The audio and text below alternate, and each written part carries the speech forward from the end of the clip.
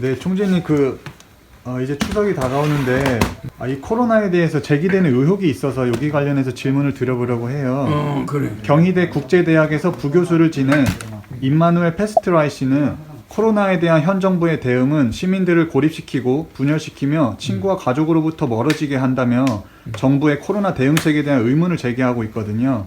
그는 만약 정부가 국민의 건강을 진정 생각한다면 과일과 채소를 먹고 잠을 푹 자고 스트레스를 줄이고 운동을 하며 면역 체계를 강화하라는 식의 조언을 주어야 할 텐데 오로지 정부가 요구하는 것은 외출을 자제하고 마스크를 착용하고 서로 떨어져 있어야 하며 백신이 나올 때까지 기다리라는 태도를 유지하고 있다며 이와 같은 정부의 폐쇄적인 코로나 대응책이 딥스테이트라 불리는 특정 거대 세력이 대한민국을 무너뜨리고 통제하려는 계획이다라는 주장을 하고 있거든요.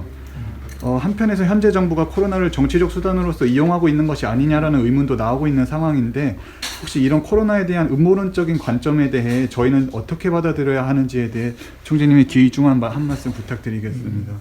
코로나를 대응하는 방법은 면역을 올리는 방법도 있는데 예.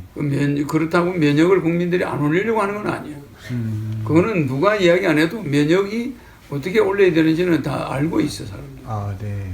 그런 대신에 면역을 올려가면서라는 게 생략돼 있어. 뭐 과일을 먹지 마라 이런 게 아니에요. 아, 네.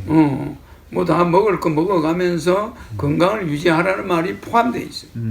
전염병이 돌고 있다. 그러면 모든 가족이 면역을 올려야 되겠다. 예. 제대로 해라. 몸 관리 잘해라. 네. 이거는 기본에 들어가. 아, 그거를 무슨 원신들도 아닌데 그걸 가르쳐 줄 무슨 이유가 없어. 과일을 먹어라, 뭐 먹어라 이런 말 하는 자체가 국민을 우롱하는 거예요. 국민들은 전염병이 온다 그러면 잘 먹어야 되겠다. 면역력을 올려야 되겠다. 네. 또 그러고 난 다음에 예방을 해야 되겠다. 그러니까 그거는 기본적으로 깔고 있는 거예요. 아, 집에 있으면서 뭐래? 먹을 거 먹으면서 휴식하면서 네. 가능하면 많이 안 움직이는 것도 휴식이잖아. 그렇게 하면서 전염병을 막자는 거지. 네. 정부가 그거를 이용해서 이득될 게 없어. 정부가 그 정도로 장악력이 없는 게 아니야. 국회의원을 180명이나 되면 여당이 뭐가 무서워서 그런 걸 겁을 내겠나? 네. 뭐 국회의원이 얼마 안 되고 뭐 힘이 보다 긴다면 여러 가지 트릭을 쓰지만 네. 180명을 확보하고 있는 여당이 코로나를 이용할 이유가 없단 말이야. 그것은 기본적으로 정부가 하는 일을 불신하는 자체가 문제가 있는 거야. 그런 불신풍조를 조장하면 안 돼. 네. 뭐 대통령은 뭘 할 거야 뭐 이런 말 하면 안 돼. 대통령이 적어도 우리가 보는 상식 이상의 사람이야. 대통령 일반인보다 도덕률이 높아요. 예. 그리고 정부를 이끄는 사람들이 국가의 엘리트들이 뽑혀 있어. 뭐 그런 걸 하자 그러면 협조할 사람이 아무도 없어. 어떤 장관도 협조 안 해. 그런 정부를 위해서 협조했다가 잡혀간 사람들도 있잖아. 그래 안 그래? 네. 그러니까 장관들이 말도 안 되는 일에 협조하지 않아. 보편타당한 지도자의 말이 아니면 지금 장관들도 듣질 않아요. 그러니까 우리는 국가의 최고 공무원을 불신하면 되겠나? 정치적이라는 것은 어느 정도 국민들에게 홍보를 좀 과하게 한다든지 이런 있을 수 있지만 네. 질병을 가지고 정치적으로 쓰는 정치는 우리나라에 없어요. 네. 그래서 네. 우리는 국가 지도자를 어느 정도는 믿어야 됩니다. 너무 음모론적으로만 볼게 그리고 너무 부정적 시각으로 보면은 네. 안 된다는 거예요. 코로나 대처는 누가 봐도 세계적인 모범인데 그걸 갖다가 또 비판하기 시작하면 그건 얼마든지 비판을 할 수가 있지. 그러니까 그건 비판적 시각인데 그 비판적 시각을 조심해야 돼. 아, 네. 지금은 코로나 대응은 여야 공론이 통일돼 있어. 국민들이 그렇잖아. 네. 이런 비상시국을 그런 식으로 호도하는 것은 외국 사람이나 할 수 있지. 미국은 그런 걸 제대로 방어를 못했잖아. 네. 이태리, 유럽은 방어를 제대로 못했어. 그건 우리 한국을 괜히 비난하는 거야. 너희는 왜 새마을 운동을 그렇게 열심히 하냐? 이거하고 비슷해. 네. 야, 우리는 새마을 운동 안 하고 사는데 너희는 왜 사람들을 강제로 동원해가 막 새마을 운동을 하고 자빠졌냐?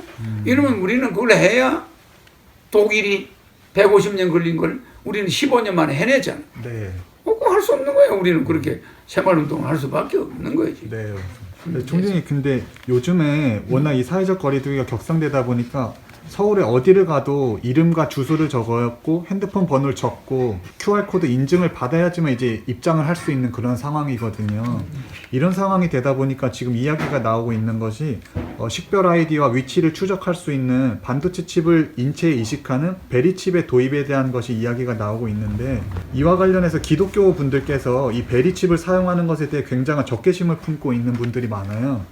요한계시록에 적 그리스도 세력이 오른손이나 이마에 표를 받게 할 것이라는 구절이 있는데, 이 베리칩이 바로 666 악마의 증표이며 이것을 몸에 받으면 안 된다는 게 기독교인들의 주장이거든요. 이 베리칩에 대한 의혹들에 대해 총재님의 견해를 조금 부탁드리겠습니다. 앞으로는 베리칩이 나오든 예, 그런 것이 나올 수밖에 없는 게 예, 그 사람들의 동선을 네, 동선은 핸드폰을 가지고 있는 한 이미 베리칩이 돼 있어. 네, 핸드폰 자체가 네, 움직이면은 강화문 지역을 지나가면 그 사람 전화가 와요. 그렇네요. 코로나 조사 받으러 이래. 음. 강화문을 지나갈 때 핸드폰을 두고 가야 되는 거야. 네. 그러잖아. 예. 만약 개천 전날 강화문을 지나가봐 차를 타고 그 정체가 돼가지고 한 30분 그 강화문 부근에 차가 서 있으면서 철로로 가게 되면 자기 핸드폰 이것에 다 노출이 되지. 네. 그럼 그게 베리칩이에요. 네. 무슨 말인지 알지? 그러니까 절대 앞으로는 자기의 신분을 속이고 어디 돌아다닐 수가 없어. 그럼 미래가 그렇게 밝아지는 거잖아. 네. 그래서 앞으로는 베리칩이라는 것이 네. 자동으로 베리칩이 들어가게 돼 있어. 자동으로. 네. 특수 DNA를 추적해가지고 네. 모든 인간이 어디를 갔는가가 위에서 추적할 수가 있어요. 그런 기능이 발달이 돼. 몸에 심는 거는 예. 저차원적인 거야. 조금 더 세월이 지나면 네. 고차원적인 추적 장치가 나온다니까. 그때는 칩을 심지 않고 뭐 여기 누가 이렇게 가면은 그 사람의 모든 기록이 그 사람의 코드가 이 DNA를 읽는 기계가 있어. 네. GPS에서. 그래가지고 그 사람이 어디 간 거 다 나와. 그러면 그 어느 쪽에서 전염병이 생겼다면 거기 있던 사람 전체 연락이 가능해요. 그래서 우리가 지금 식당에 가도 주소 적어야 돼. 예. 그렇잖아? 네. 그건 상당히 잘하는 거야. 아. QR코드가 있으면 더 좋고 예. 없으면 그냥 적어놓으면 더 빠르지. 네. 그러나 베리칩 같은 게 있으면 그럴 필요가 없잖아. 그냥 밥 먹으러 가면 밥 먹으면 되고 네. 거기서 환자가 나왔다. 그러면 이미 칩에 거기를 통과한 사람은 금방 추적이 돼. 결국 시대적 흐름은 결국 베리칩을 사용하는 그걸 종교단체들이 그걸 배척한다. 네. 그런 쓰잘데없는 그런 666 같은 거는 예. 그건 서로 그건 아무런 만들어낸 거야. 그게 적그리스도다 이런 말을 적이다 희다 이런 소리 하면 안 돼 앞으로. 그러니까 원수를 사랑하라는 게 대명제야. 네. 무조건 남을 사랑하라. 원수를 사랑하라. 그럼 적그리스도들을 사랑해야 될 거 아니야. 그래서 저거는 저래서 안 되고 저건 저래서 안 되고 빼버리면 원수를 사랑하는 말이 필요가 없어요. 아니 그리스도의 사명은 무조건 사랑하라요. 원수마저 사랑. 조건이 붙지 않아. 무조건 이방인을 포용하라는 거예요. 네. 무조건 사랑하라는데 거기서 적그리스도가 있고 흰그리스도가 있고 파란그리스도가 어디 있노? 그 언어를 성경을 보고 그런 말을 하는 자체가 그게 적그리스도 같은 인간들이에요. 그래서 그거는 모순의 모순이야. 모순의 모순이래. 네? 네. 결국 기술의 발전이 진행되고 베리칩은 사실 저희가 몸에 안 심었다 뿐이지 이미 핸드폰 자체가 핸드폰 자체 이미 베리칩이 돼 있는 상태야. 네. 엄마 핸드폰 안 가다닐 때 별로 없잖아. 그럼 자기가 이동 노선은 다 알고 있어. 그래서 앞으로는 베리칩을 이렇게 가지고 있어서 뭐 이렇게 딱 가서 기계로 하면 탁 되면 어디 갔다 왔다는 게 네. 나올 거 아니야. 네. 그런 게 있으면 더 좋다. 그러면 좋은 게 살인 누명을 안 쓸 수가 있어. 저쪽에 사람 죽였는데 이 사람이 죽였대요. 덮어 씌워. 베리칩을 탁 보면 나와 안 나와? 네. 누명을 안 써요. 뭐 분명히 내가 거기 없었는데 거기 있었다는 거야. 경찰에서. 그런 조사받을 수가 있잖아. 네. 그럴 때 나 내 베리칩 봐라. 내가 그날 거기 있었나? 안 있었잖아. 네. 그래 안 그래? 어떤 면에서는 약자 보고도 돼. 베리칩이. 네. 자네 거기 있었지? 이래가 경찰은 끝없이 의심을 하고 뭐 핸드폰 가지고 핸드폰 추적해봐야 잘 안 될 때는 그 베리칩이라는 게 있으면 네. 자기가 뭐 베리칩을 뺐다는 듯 할 수 없잖아. 예. 아마 거기에 대해서 좀 불안을 많이 느낀 것 같아요. 모든 걸 정부가 감시할 수가 있고 그들이 내 뭐 이런 걸 통제하는 아, 것에 대한 no. 두려움을 No. 가진 것 같은데. 앞으로는 네, 우리는 이 신이 네, 우리의 신의 눈을 피할 수 있나? 피할 수가 없지.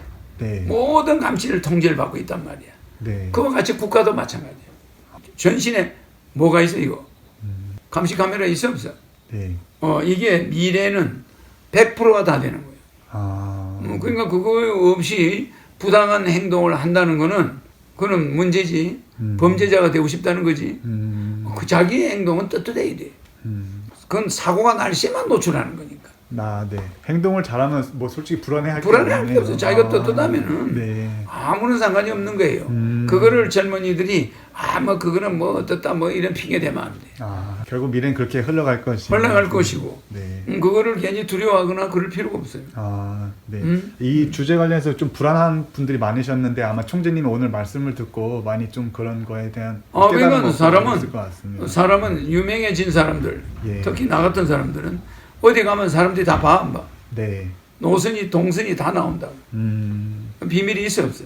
없으시죠? 없죠. 네. 이 유명 인사들은 연예인이나 이런 사람들 어디 가면 다 밝혀지잖아. 네. 그게 베리칩이 있는 거야 지금. 그렇네요. 다 있어. 몰래 카메라가 다 보고 있어요.